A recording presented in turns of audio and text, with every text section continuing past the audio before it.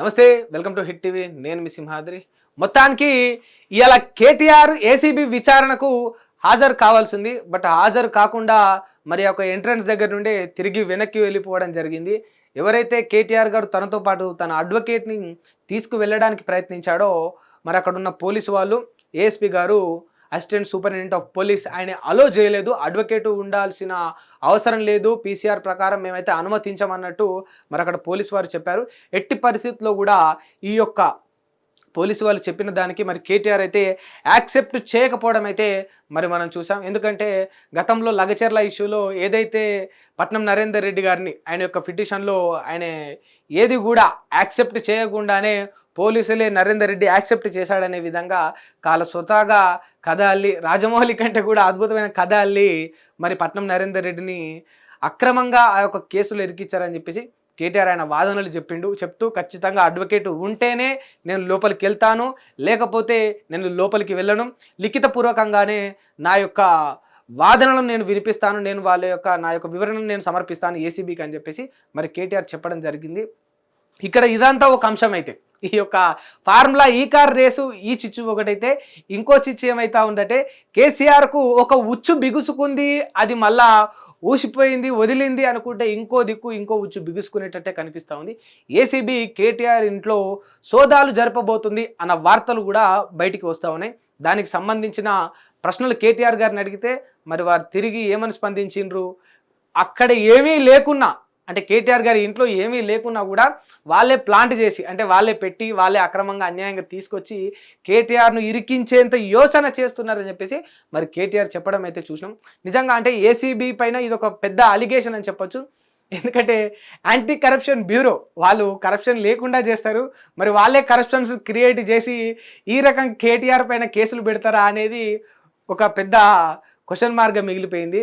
మరి దీని పట్ల ఏసీబీ ఏ రకంగా స్పందిస్తుందో చూడాలి. మొత్తానికి అంటే ఫార్ములా ఈ కార్ రేసులో ఏదైతే కేటీఆర్ ఇందులో అక్రమాలకు పాల్పడ్డాడు అన్న ఆరోపణ ఎదుర్కొంటున్నాడో మరి గవర్నమెంట్ అయితే ఆల్మోస్ట్ కేటీఆర్ ఇందులో పాల్పడ్డాడు, ఖచ్చితంగా ఇందులో కేటీఆర్ ఇన్వాల్వ్మెంట్ ఉంది, ప్రభుత్వ అనుమతులు లేకుండానే తాను ఆ యొక్క డబ్బులు అనేవి ఈ ఫార్ములా ఈ కార్ రేస్ యాజమాన్యానికి ఎవరైతే ఆ ప్రోగ్రామ్ కండక్ట్ చేస్తారో వాళ్లకు ట్రాన్స్ఫర్ చేసిరు, ప్రభుత్వ సొమ్మును దుర్వినియోగం చేసిందన్న ఆరోపణ అయితే మరి కేటీఆర్ పైన ప్రభుత్వం మోపింది.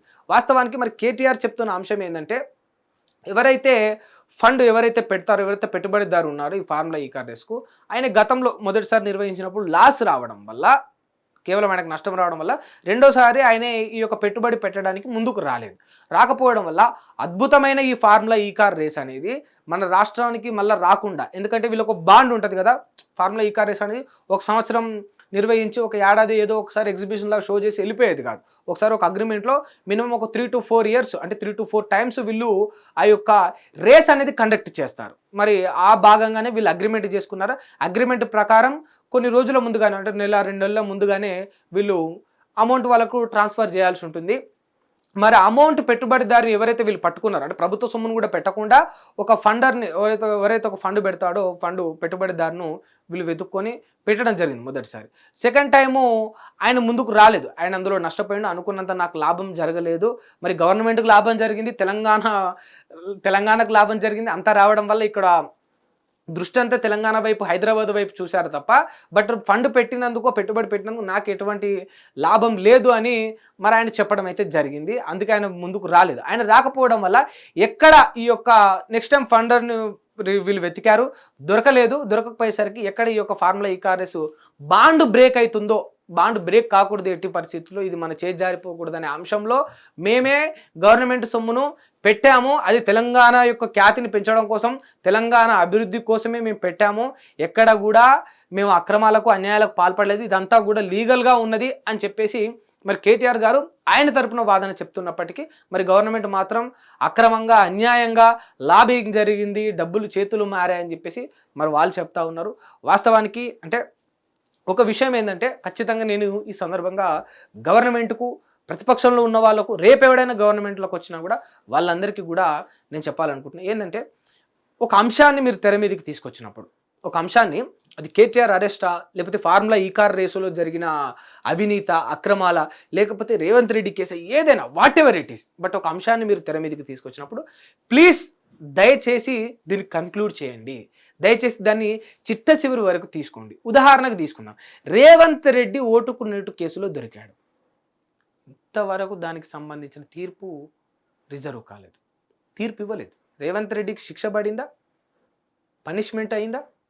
నో, జస్ట్ రిమాండ్ కాబడ్డాడు అంతే. జ్యుడిషియల్ కస్టడీలో జస్ట్ రేవంత్ రెడ్డి రిమాండ్ కాబడ్డాడు, బెయిల్ మీద బయటకు వచ్చాడు. జగన్మోహన్ రెడ్డిని తీసుకుందాం. జగన్మోహన్ రెడ్డి అక్రమంగా ఆస్తులు సంపాదించాడని చెప్పేసి కేసు పెట్టిండు. ఆయన ఒక 16 నెలలు జైల్లో ఉన్నాడు, రిమాండ్ కాబడ్డాడు అంతే, శిక్ష పడలేదు.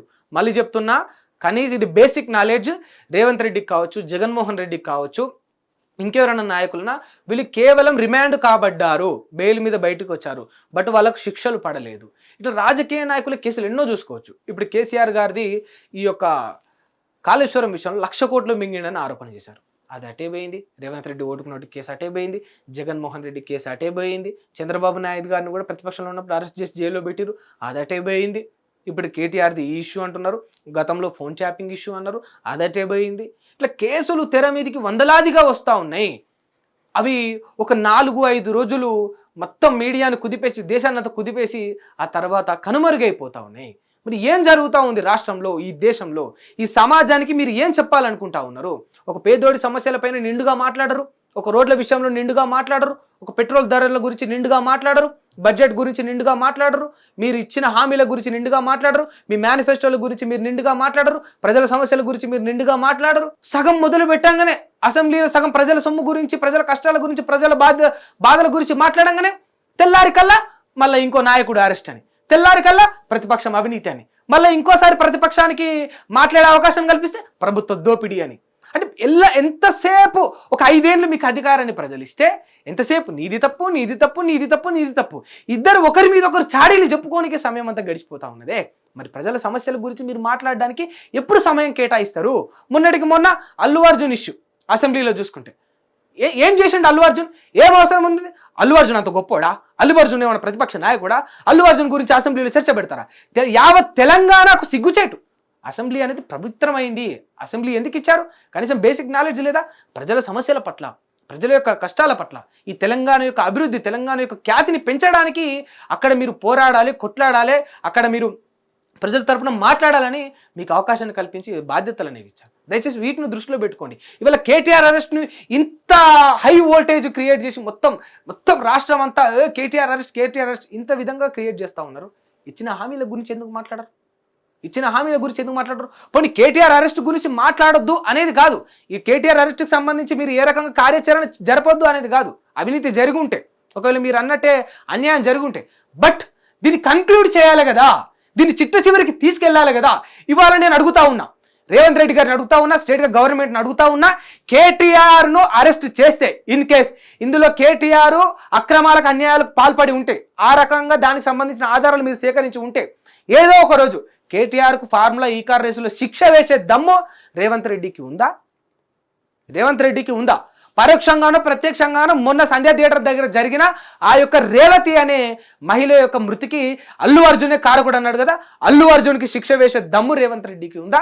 పోనీ తిరిగి మళ్ళీ ఎప్పుడైనా కేసీఆర్ అధికారంలోకి వస్తే ఓటుకున్నోటి కేసులో రేవంత్ రెడ్డికి శిక్ష వేసే దమ్ము వీళ్ళకుందా? అనొచ్చు. రాజకీయ నాయకులకు ఉంటుందా శిక్ష వేసే హక్కు? చట్టాలు కదా, మరి శిక్షలు వేయాలి అని అనొచ్చు. మరి ఎందుకు వేయట్లేదు చట్టాలు? చట్టాలను రాజకీయ నాయకులు మ్యానిపులేట్ చేయకపోతే, చట్టాలను రాజకీయ నాయకులు వాళ్ళ గుప్పిట్లోకి తీసుకోకపోతే ఎందుకు ఇంతవరకు ఈ భారతదేశంలో ఒక్క రాజకీయ నాయకుడికి కూడా శిక్ష పడట్లేదు?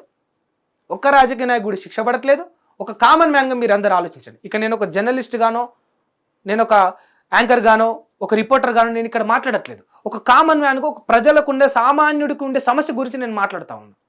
ఒక లారీ డ్రైవర్ మద్యం దాగి దొరికితే, సరే మద్యం తాగడం తప్పు, తాగి నడపడం తప్పు, తీసుకుపోయి ఫైన్ వేస్తారు, తీసుకుపోయి వెంటనే ఆడికి ఒక 3 నెలలు 4 నెలలు 2 నెలలు జైల్లో కూర్చోబెడతారు, తిట్టరాని మాటలు అంటాడు.